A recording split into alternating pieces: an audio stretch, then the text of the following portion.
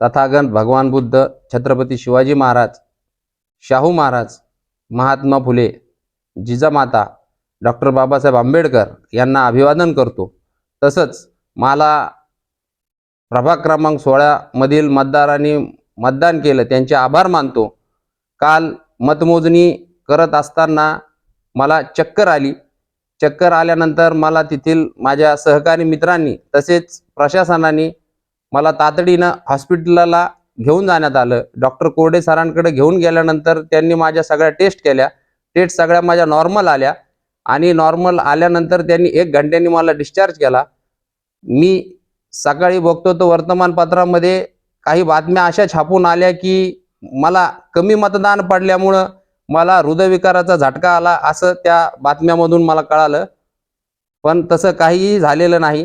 मी एकदम सुखरूप आहे आणि तसंच मी प्रभाग क्रमांक 16 मधील सगळ्या नागरिकांसाठी सेवेत आजपासून हजर आहे।